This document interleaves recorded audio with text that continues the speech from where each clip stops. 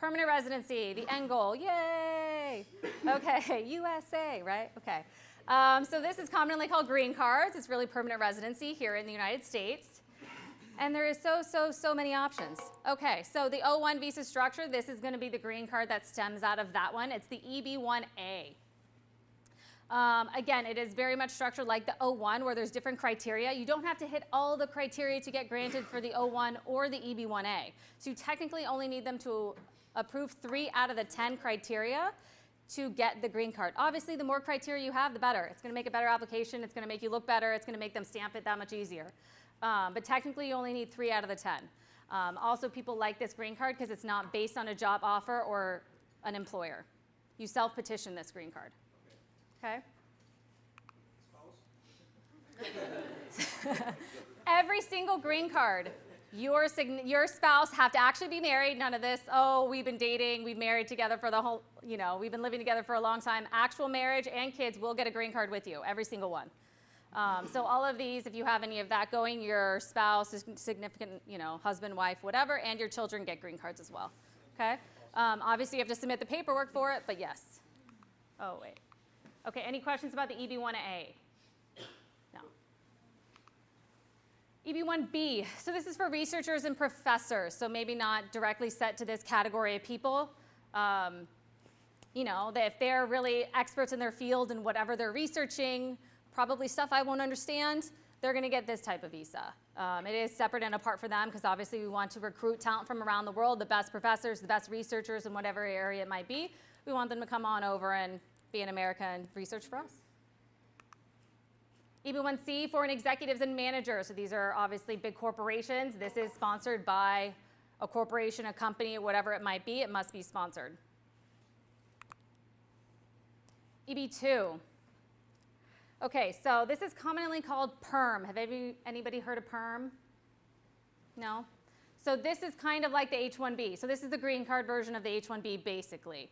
It's going to be the same kind of equivalency where you need the bachelor's degree or higher. It needs to be sponsored by an employer. There are other tests. It is a very long wait period for the PERM visas, or the PERM green card, I apologize. Long wait periods, but it's not a lottery. So it's the equivalent if somebody has an actual job offer here and an employer willing to sponsor them for it. EB2, national interest waiver. So this is, you being here would benefit the United States. It's very vague. A lot of people do hit it. A lot of researchers can hit it. I have a cancer research scientist right now that's going through this process. But it is, it is pretty vague in the criteria of what it is. It's going to say, oh, you're going to benefit the United States. Yes, there's different ways that we show that.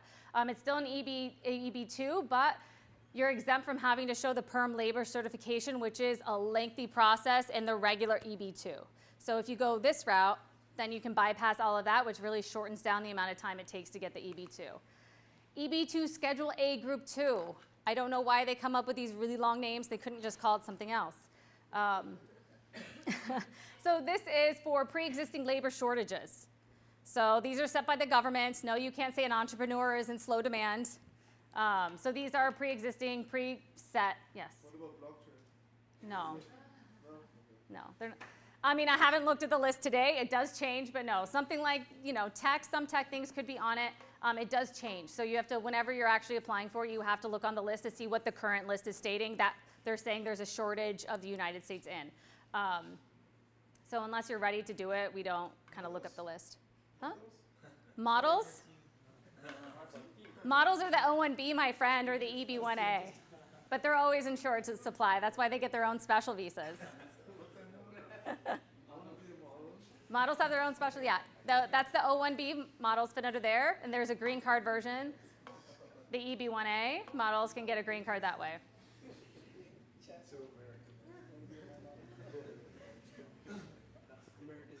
Be pretty, guys. Be Kim Kardashian. No, she would have so many options. Okay. EB3, so this is if you have a master's degree or above. So this is higher than the last one, the EB2 that we were looking at, where it's a bachelor's degree. This is a master's degree or above, or equivalent. Again, so we can go on equivalencies. If the structure in your country isn't exactly the same as the United States, we would send it out. Same process that I talked about before, being able to equate it to the American structure. Question. Yeah. Why is it long rates for India and China? Because there's so many people that apply from those countries. Does it matter from where they applied from? Yeah. So each country has its own people that it goes to, and then India and China, there's just so many applications that their hub that you send it to, that look at the applications, is just super backlogged. The cap for the 1JB is basically because of too many Indians and Chinese applying to the H1B. No. So thank you guys. Thank you. I don't know the statistics on that offhand. I don't know exactly how the H-1B breaks down and how many people from what countries apply for it. But yes, a lot of people apply for the H-1B, 90%. Okay, where was I? EB5. So this is called the Millionaire's Green Card. If you have lots of money, you can buy yourself a green card. All right? That's the way to do it, all right? This is very American of an idea, and this is another one that is in flux right now. They're thinking about changing it. $500,000 to $1 million minimum investment, depending on what you're investing in. So you do have to invest in a business, and the business actually has to succeed and exist. Can I buy an apartment? Yes. No, you can buy No. development of an apartment. So yeah. So you have to, generally the rule is that you have to have at least 10 employees. So buying real estate does not count if you just buy it and it sits there and there's no employees. So you actually have to grow the American economy. So you're looking at having 10 employees or so, having employees, having a business that grows that's going to employ full-time employees here in America. That's why a lot of these businesses recently have like a shops at the bottom. When they build like an apartment structure and they have the shops at the bottom, that's real big in LA right now. So that's how you get your employees. So there's ways to buy things to make it, that's a whole different discussion of what you can and can't invest in. But, if it's enough money. And a lot of people ask me, oh, can I just take my money back in 6 months? No, this company has to actually be open and running whatever business you're starting with the EB5 money. It's not something that you can just close down in 6 months. Because guess what? The government will find out. Any questions about this one? So can I just actually start my own company and invest those money on myself and have 10+? Yes. Oh. You can start your own company. You can invest in other things. You can start your own company. You can't do anything illegal. You can't be like, oh, I'm going to, invest in the pot business. I know it's illegal here in California, but it's not legal federally, we've been asked. So you can invest in your own business as long as you show that the plan is to have those full-time employees. So must create 10+ means like you have to add 10 more employees to a company if you invest in like an existing company. So it's harder when you invest in an existing company. We can talk about those exact parameters because that's a longer discussion. So we can do consultations for all these different visas, obviously, to get more into like the fine-tuning of them. But yes, there has to be 10 employees that you're kind of adding to the adding employment to the U.S. economy, for lack of a better term. Okay? Any other questions about this one? For example, if you're the founder and you ask for money for any investors, does it count here? No, it has to be your money. Money, family money. Investors' money, that's coming from somebody else.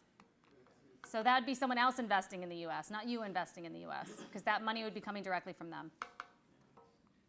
Any other questions? No? Okay. I'm trying to go really fast because they told me I had a limited time up here, so. All right. Immigration dues.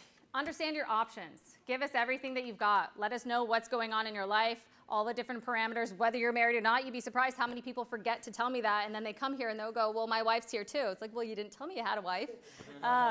You do actually have to submit paperwork if you're bringing somebody else with you. The government you can't just show up and say, hi, I have a green card. It doesn't work that way. So let us know everything that's going on with your life so we can really fully assess. Even if you think one visa is best for you, we might have a different opinion. So just let us know. Definitely let us know if you've ever been convicted of a crime. Yes, that is an issue if you're going to try and immigrate to America.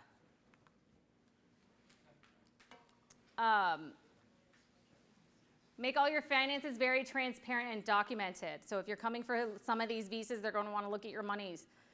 If they're going to want to look at your money, they're going to want to see it easily to understand. If it's super murky, they're going to be like, I don't get it. You don't want the border officers to think. The second they start thinking, bad things happen. You want everything clear, concise, easy format for them to understand. Yes? And if somebody's finances are in bitcoins or cryptocurrencies? So it hasn't come up yet.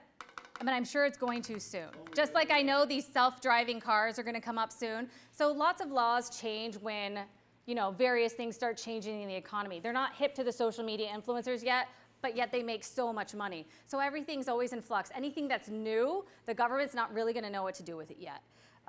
So like, you know, you can be in a movie and put it at a film festival where only 100 people see it at one film festival, and that works for the government, but 15 million see it on the internet, and they're like, nah, a cat yawning can get 15 million on the internet.